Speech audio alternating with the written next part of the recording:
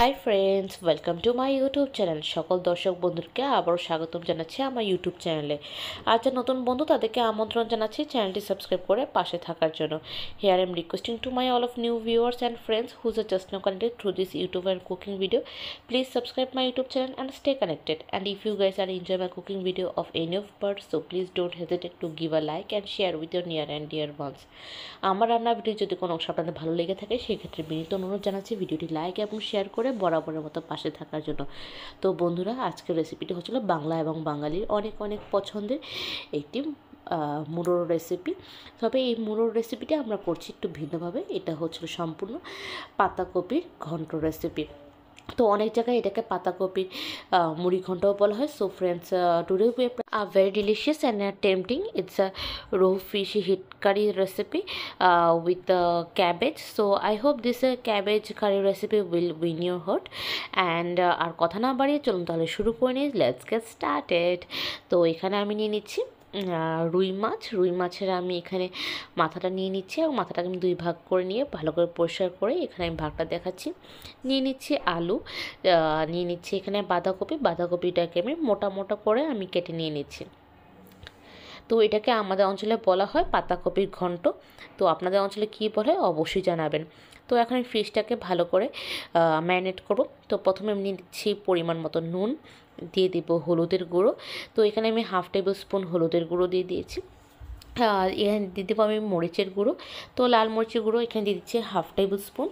দিয়ে দিচ্ছি এখানে সর্ষের তেল, মাস্টার্ড অয়েল দিয়ে আমি এটাকে ভালো করে ম্যারিনেট করে নিচ্ছি। তো বন্ধুরা, এখানে খেয়াল রাখবেন মাছের মাথার ম্যারিনেশন যেন অনেক ভালো করে হয়। তো এই ম্যারিনেশনের পর এখন আমি চলে যাবো পরবর্তী মশলার মিক্সচারে। তো এখানে দিয়ে দিচ্ছি 1 টেবিল স্পুন লাল মরিচের গুঁড়ো, দিয়ে দিচ্ছি 1 টেবিল স্পুন হলুদের গুঁড়ো,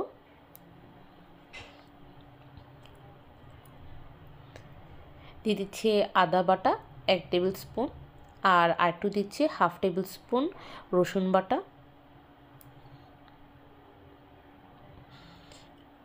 দিয়ে দিচ্ছি লবণ, দিয়ে দিব 1 টেবিল স্পুন জিরা গুঁড়ো, 1/2 টেবিল স্পুন ধনিয়ার গুঁড়ো দিয়ে আমি এটাকে জল দিয়ে ভালো করে মিশ্রণ করে নিব। তো ভালো করে মিশ্রণ করবো যাতে কোনো ধরনের দলা বা লাম্প যেন না পেকে থাকে। এখন আমি চলে যাব পরবর্তী স্টেপে। আমি এখানে সেই পাতাকপিগুলো ভালো করে সেদ্ধ করে নিব।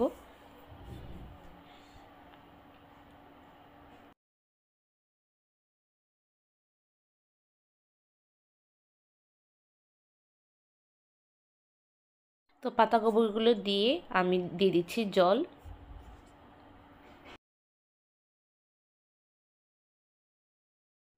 এই পর্যায়ে দিয়ে দিব লবণ,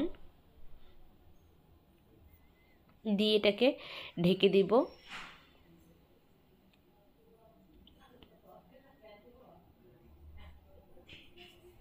এরপর সেদ্ধ হয়ে গেলে এটাকে নামিয়ে নিব এবং এক্সট্রা জলটাকে আমি ফিল্টার আউট করে নিব।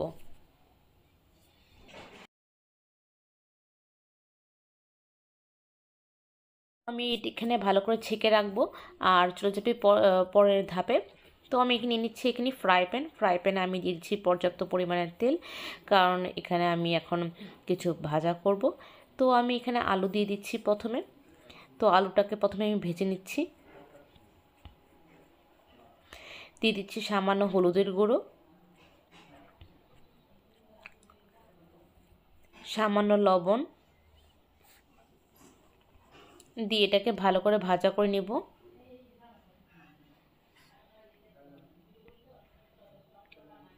ভালো করে ভাজা হয়ে গেলে বাদামি রঙে পরিণত হয়ে গেলে আমি এটাকে অন্যটি বলে ট্রান্সফার করে নিব।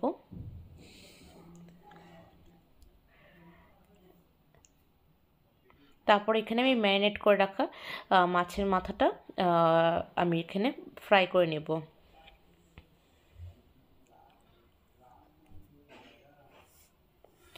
So I'll fry it until the color is changed. So when the moment the color is turned into golden brown color, I'll flip it to opposite side and in both way. When is the fry is finalized, then I'll transfer it to another bowl.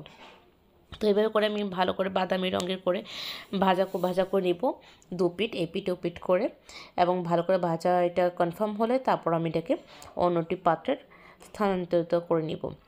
আর এভাবে করে আমি সবগুলো batch একইভাবে একই ওয়েতে আমি ভেজে নেব। তো চলে যাচ্ছি পরবর্তী স্টেপে। আমি এখানে নিচে কড়াই আমি সামান্য তেল দিয়ে দিচ্ছি। তেলটা ভালো করে গরম হয়ে গেলে আমি এখানে আগের ভেজে রাখা তেলটাও অ্যাড করে দিব, যেহেতু একই রান্না হচ্ছে। তো এখানে আমি কিছু ফোড়ন দিব। তো ফোড়নে আমি দিচ্ছি এখানে জিরা, মৌরি, এলাচ, দারচিনি এবং তেজপাতা। তো এটাকে আমি কয়েক সেকেন্ডের জন্য ভাজা করে নিব, 10 থেকে 15 সেকেন্ড। এর ঊর্ধ্বে যাব না, কারণ এর ঊর্ধ্বে গেলে এখানে পড়ে যাওয়ার সম্ভাবনা থাকে। আর যখন এটাকে হালকা গোল্ডেন ব্রাউন হয়ে যাবে তখন আমি এখানে দিয়ে দেবো পেঁয়াজ। তো পেঁয়াজটা আমি এখানে বেশ খানিকটা মোটা মোটা করে কেটেছি, একেবারে চিকন করে কাটিনি। তো মোটা করে আমি 2-3টা আমি এখানে পেঁয়াজ দিয়ে দিয়েছি। তো এই পর্যায়ে আমি দিয়ে দেবো লবণ, দিয়ে বেশ কিছুর মতো ভাজা করে নিব। এরপরে যখন এটা বাদামি রঙের হয়ে যাবে তখন আমি এখানে দিয়ে দেবো সেই মশলার মিশ্রণটি, যেটা আমি পূর্বে আমি এটাকে গুলিয়ে রেখেছিলাম। তো এই জায়গায় অনেকে ডিরেক্টলি মশলাগুলো ব্যবহার করে থাকে, তো এখানে পুড়ে যাওয়ার সম্ভাবনা থাকে, তাই এটা হচ্ছিল প্রিপারেশন হিসেবে আমি এটাকে আগে থেকে সবসময় আমি আলাদা মিক্সচার করে রাখি। একটু সবাই জানে যারা আমার রান্নার রেসিপি দেখে থাকে। তো এটাকে ভালো করে কষাবো যতক্ষণ পর্যন্ত মশলাটা থেকে তেলটা আলাদা করে বিভক্ত না হচ্ছে। আর বাই দিস টাইমে আমি এখানে আলুগুলো দিয়ে দিব। তো আলু এবং মশলা একসাথে কুক হতে থাকবে। So I will cook it until the oil get separate, and the moment I will find out that এটা ভালো করে কষে গিয়েছে, তখন আমি এখানে কিছু গরম জল ব্যবহার করব। তো আমি এখানে সবসময় গরম জল ব্যবহার করে থাকি, এতে স্বাদের মাত্রাটা সবসময় একই রকম থাকে। তো আমি এখানে 1/2 কাপের মতো গরম জল ব্যবহার করেছি, দিয়ে এটাকে ভালো করে কষাবো 5 মিনিটের মতন। তো 5 থেকে 6 মিনিট পর আমি এখানে সেদ্ধ করে রাখা সেই বাঁধাকপিটা আমি দিয়ে দিচ্ছি এখানে, দিয়ে এটাকে ভালো করে মিক্স করে নিচ্ছি।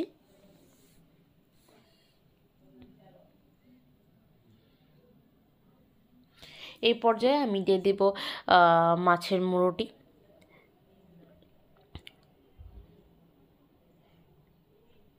দিয়ে আমি ভালো করে এটাকে মিক্স করে নিব।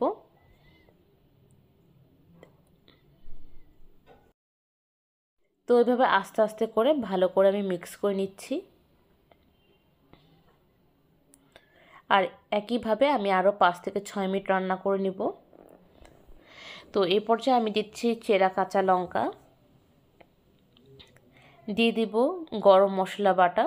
তো আমি এখানে 1/2 টেবিল স্পুন গরম মশলা বাটা দিয়েছি, যেটা আমার ঘরে বানানো।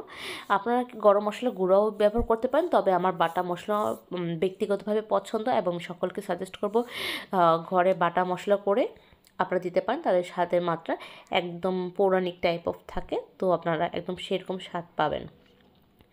তো এভাবে করে আমি ভালো করে মিক্সড করে নেব। এই পর্যায়ে আমি দিয়ে দিব 1/2 টেবিল স্পুনের মতো চিনি। চিনিটা দেওয়ার কারণ এখানে কোনো মিষ্টি করার জন্য, এতে স্বাদের মাত্রাটা ভালো থাকে, তাই এখানে চিনি দেওয়া। আর একদম শেষ ভাগে আমি দিয়ে দিচ্ছি এখানে roasted cumin and final powder. তো আমি এখানে দিয়ে দিচ্ছি ভাজা করা জিরা এবং মৌরির গুঁড়া একদম শেষ ভাগে, এবং এভাবে করে আরও 5-10 মিনিট কুক করে নিব। আমি একদম এখানে ঢেকে দিচ্ছি, ঢেকে আমি 5 to 10 মিনিটসের মতো রান্না করার পর দেন আমি এটাকে গরম গরম পরিবেশন করতে যাচ্ছি। তো বন্ধুরা, আজকের এই পাতাকপির ঘন্টটি কেমন লেগেছে অবশ্যই জানাবেন। আমাদের অঞ্চলে এবং ডিস্ট্রিক্টে এইটাকে পাতাকপির ঘন্ট বলা হয়। আর আপনাদের সুন্দর সুন্দর মন্তব্য সবসময় আমাদের উৎসাহের কারণ হয়ে থাকে। So please stay connected and don't forget to give a like, because your each and every like always increase our video reach. And thank you so much for your love, for your warm wishes. আর আজকে এতটুকুই রইল, আবার দেখা হবে অন্য একটি recipe নিয়ে, অন্যরকম কথোপকথন নিয়ে। ততক্ষণ পর্যন্ত সুস্থ থাকুন, ভালো থাকুন, take care, tata and bye by.